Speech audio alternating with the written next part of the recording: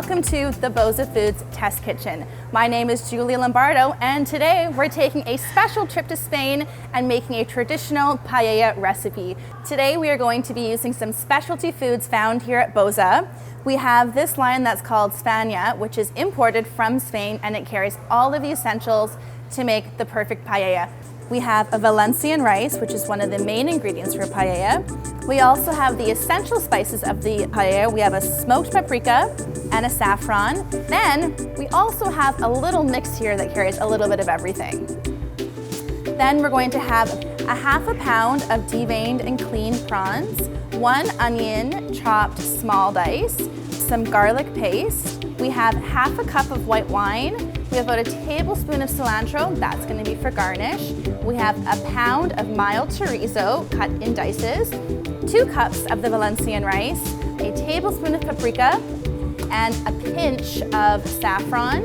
And then we're also going to use about 4 cups of chicken stock, 1 tablespoon of parsley chopped, a pound of chicken, thighs and legs with the bone in and the skin on, chopped into 2-inch cubes. And then we have a pound of fresh mussels. And of course, salt and pepper. First, you're going to bloom the saffron. So these are saffron threads here, and it's one of the most expensive spices in the world, so you only need a little bit.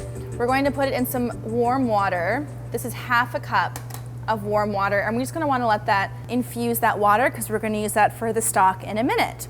An essential piece of equipment for this paella is a paella pan. This is really important because it's got a wide surface area, and that's going to make our paella cook in one even layer and not have things kind of piled up on top, because we want to have a nice crispy rice. So make sure you get a paella pan, and the bigger, the better. First, we're going to saute our chorizo. I have the paella pan preheated here. I'm going to add a little bit of oil. Now you don't need to add too much because the chorizo has a lot of natural oils in it. Put that in there. Make sure not to skip this step because it's essential in building that flavor profile.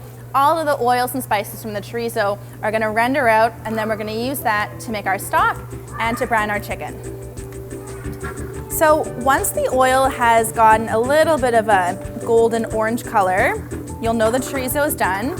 And we're going to just put that to the side, and then we're going to brown our chicken.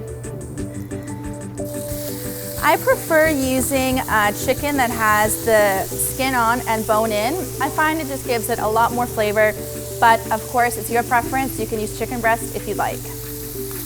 And you want to make sure you get a nice caramelization on the chicken. Next, we're going to season with some salt and pepper.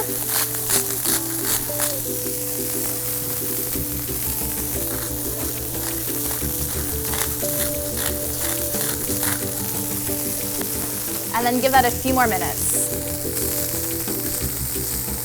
This looks really good. We're ready to add our onions.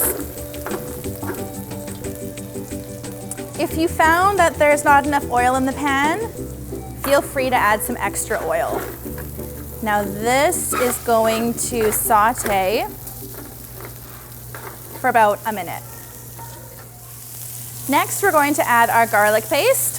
I'm going to add some to the spatula here, about a tablespoon, and we're just going to brown that right in the center. Next, we're going to deglaze with our white wine. Parsley is going in. We're going to add in our saffron that's been blooming with the water. And then we're going to add our smoked paprika. We want to make sure that once we add this, there's enough liquid in there so that it doesn't burn. If you burn your paprika, you'll be left with a really bitter paella. Now we're going to add our chicken stock. We're going to be adding 4 cups. I have a little bit of extra here, just in case the rice starts to look dried out. Okay, now we're going to wait for this to come back to the boil. And what we're doing is we're making an infused stock for the rice to cook. A little bit about the rice we're using today. We're using a Spanish rice from Valencia. It is specific for using paella. It's a short grain, starchy rice, and it's going to absorb all of those flavors really nicely and stay relatively firm. Now, once we've added our rice, we want to give it a little stir just so it can mingle with everyone. And then we're not going to want to stir it after that. We're going to turn this down to simmer for about 20 minutes. You want to see that there's at least a ½ inch of liquid above the rice to make sure the rice cooks. You'll know that the rice is ready to add the seafood when it's absorbed majority of the liquid, and you can see that there's just a few pockets there where the bubbles are coming through.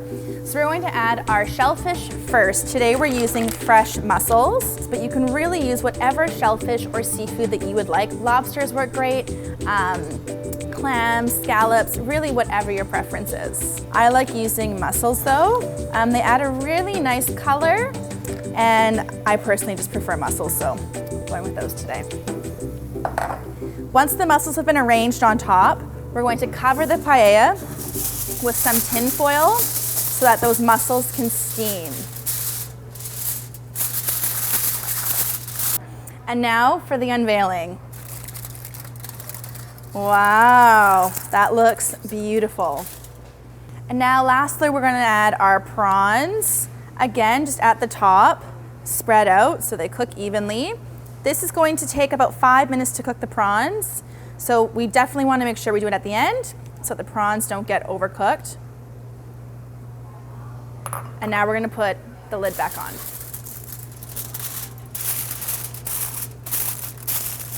Our last step is going to be to let this rest for 10 minutes, and then we're ready to eat.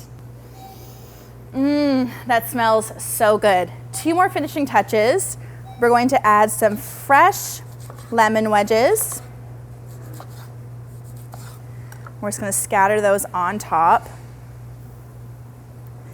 for a little bit of citrus, and then we're going to garnish with some chopped cilantro. And there you have it, a beautiful and simple paella. To make this recipe even easier, be sure to purchase the Bosa Foods Paella Kit.